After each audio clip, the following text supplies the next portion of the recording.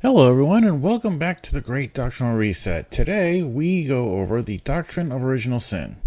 Original sin is the theological concept that all of humanity is born guilty and condemned to hell due to the sin committed by Adam and Eve in eating from the tree of knowledge of good and evil.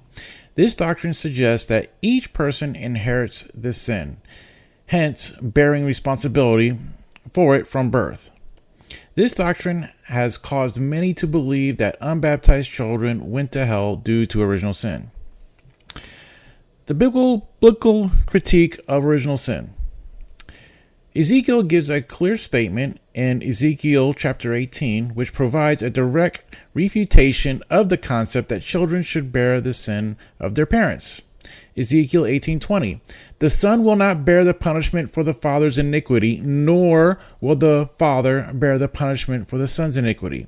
The righteousness of the righteous will be upon himself, and the wickedness of the wicked will be upon himself.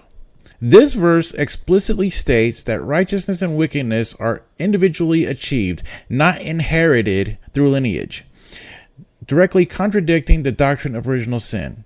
If original sin existed, then God's statement in this passage would be a lie.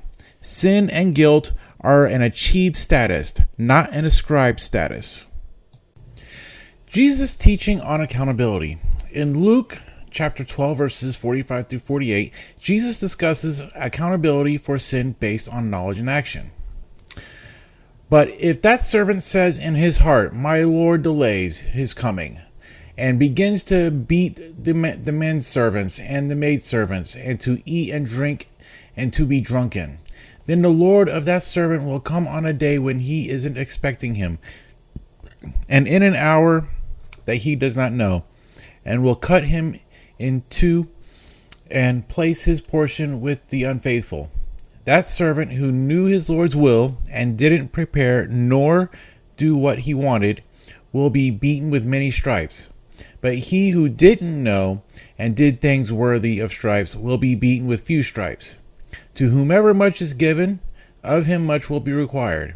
And to him much was entrusted, of him more will be asked. This passage informs that punishment is proportional to one's knowledge of wrongdoing, implying that those who are not responsible for their sins, like infants or those without knowledge of sin, would not be punished for them, thereby challenging the notion of original sin. Consequences versus guilt. The inherited consequences. While we do not inherit the guilt of Adam and Eve's sin, we do inherit the consequences of their actions. Sin entered the world through Adam and Eve's acts, affecting all humanity with the knowledge of good and evil, which leads to a propensity towards sin, but not inherited guilt. Just as we benefit and suffer from the consequences of our parents' life choices, mankind has suffered from the choices of Adam and Eve. At the same time, we are not guilty of our parents' choices, nor are we guilty of Adam and Eve's choices. Personal responsibility. Each person is judged based on their actions, not on the sins of their ancestors. The idea is that while we live in a world affected by sin, we are not inherently guilty from birth for sins we did not commit. In conclusion, the doctrine of original sin, as commonly understood, does not align with the teachings of Jesus or God's explicit statements in Ezekiel.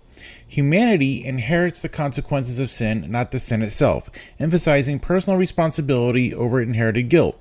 This interpretation aligns with a view of God as just, judging each according to their own needs, not those of their forebears.